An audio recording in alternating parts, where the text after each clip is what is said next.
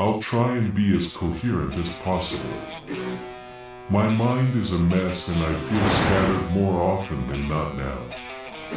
About a week ago, I was out for a hike in the woods.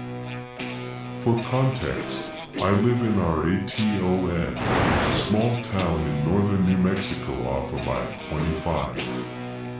Nearby is a place called Sugar Canyon, a beautiful state park of woodlands, riverlands, and wildlife. It's this deep green, lush valley of a canyon, and it's where I spend my weekends more often than not, hiking around. Usually I'm with people, but this time, stupidly, I was alone. Bad choice when you decide to go off trail. But that's what I did, heading into the woods with a compass and a pretty decent understanding of the area, which gave me the confidence to even do this in the first place. As I trekked through, I felt something etheric in the light.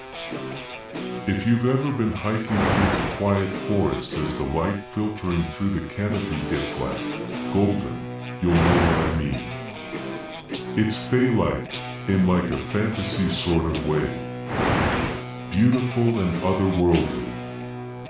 And I could just feel it, as if I'd stepped into a little pocket dimension of untouched nature. Eventually, I guess I got far enough in that I was in the true wilds. I found this old cabin. The wooden logs were rotted out, and its roof had long decayed, leaving this empty four-walled room for me to explore. Naturally, I did. I pushed through the overgrowth into the cabin, which was completely empty save for a collapsed desk on the far wall beneath an empty window. And there on that desk, I found the journal. It's quite peculiar, honestly. Despite the condition of the place, the journal itself seemed untouched by time. The plain stained leather cover was bound by tan leather cord, and its pages, which felt like cloth paper, were completely empty. I assumed a previous explorer such as myself had forgotten his log here. Or something. For the life of me, I couldn't explain it. And I flipped through every single page looking for something inside. But it was truly just blank. Neat find at least, and a cool story, so I picked it up off the desk. The moment it left the wood, a warm breeze rolled through the trees and into the cabin, and I'm sure this'll sound insane, but it felt like a whisper, or a sigh. Like the forest just breathed on me.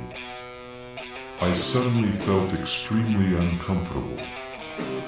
I couldn't explain it if I tried, but I felt observed. Journal in hand, I skipped out of the cabin and resolved to just head home for the day. Took me a few hours, but I did eventually get out of that golden light and back to the trail. Getting home that night was the first time since the cabin that I felt, safe. After that I tossed my things down, showered, ate, and slumped on my bed with the journal. Something about it felt curious. Definitely out of place. So I opened it again, just to see if I'd missed anything, and right there on the first page, there was something. Not much, and maybe I just missed it, because it was small, but up in the upper right corner there was an ink upside down triangle. Now, I swear I scoured this thing at the cabin, but at that point I was too tired to question it and just assumed I'd missed it.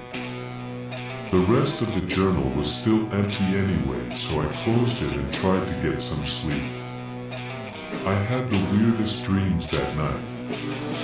I was back in the cabin, only it was nighttime. And again the wind hit me, breathed on me. I could hear it rustle the trees. The whole forest whispered at my presence. That's all I remember from the night. but I woke up in a puddle of my own sweat, cold and clammy. I had to take another shower that morning. I should mention, I do have a roommate, and they saw me drenched and said something to the effect of, "Why do you look like shit? You okay?" And I just didn't know what to tell them other than that I'd had a rough night.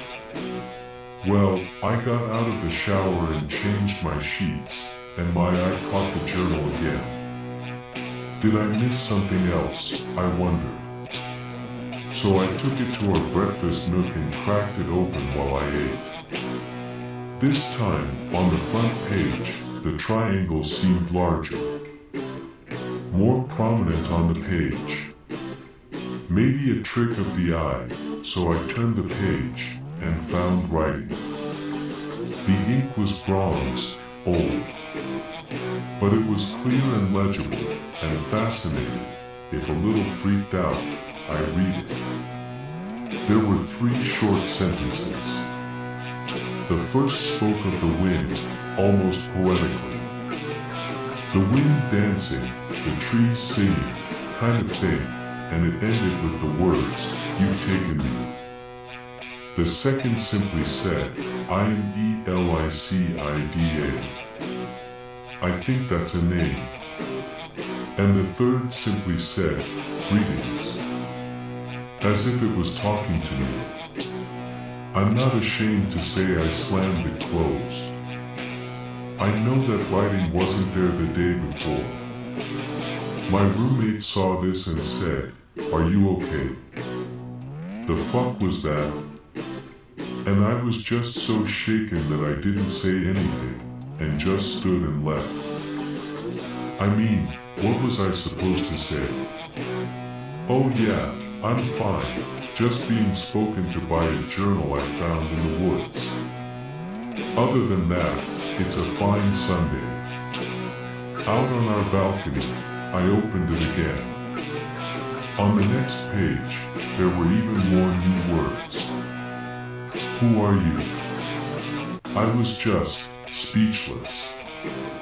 But maybe I'm also stupid, because I grabbed a pen on our balcony table and sincerely contemplated writing my name. I'm not sure what compelled me. Curiosity, bewilderment, I don't know.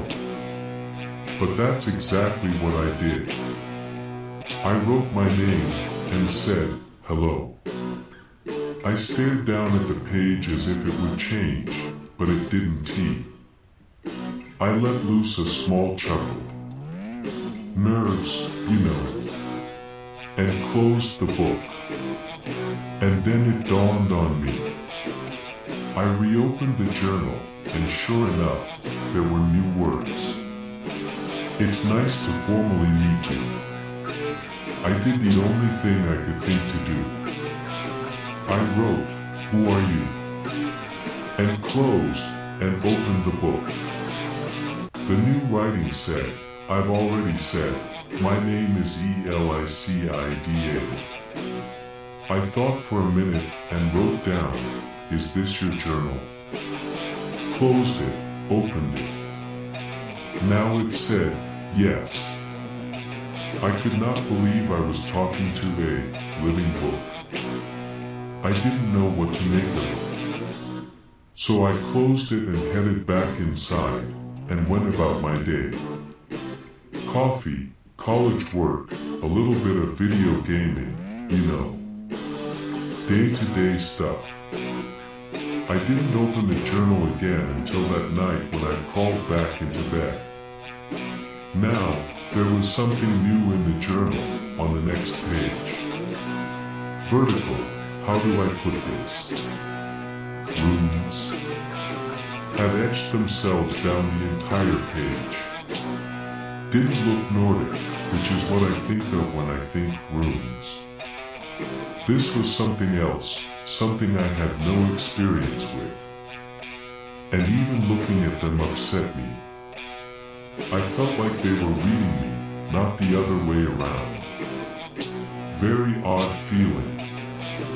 When I turned the page again, I saw, in English, "We're going to get along." And I shuddered.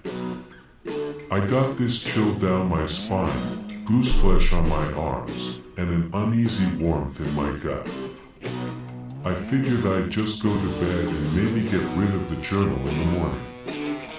But that night, I had that dream again, where I was in the decayed cabin in the woods at night, the wind murmuring in the trees.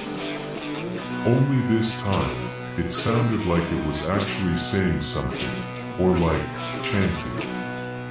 It was too rhythmic to be natural, that's for sure. And in this dream, I recall walking up the window over the desk and looking out at the dark forest, as if I was looking for something. It felt like something, someone, was out there, waiting for me. Or waiting for something, at least. Again, I awoke in a pool of my own sweat that I had to shower off. I tried to go to class that day. Tried. I had to leave early because I just couldn't stop thinking about the journal. It was all I could focus on, all day, as I think anyone would if they found some magic journal in the woods. I ended up back at home around noon to open it again. New words had appeared. "I can hear your dreams." I grabbed my pen and wrote, "What do you mean?" Closed it, opened it, and read, "You dream of the cabin and the woods, of the trees and the wind." Another cold CH.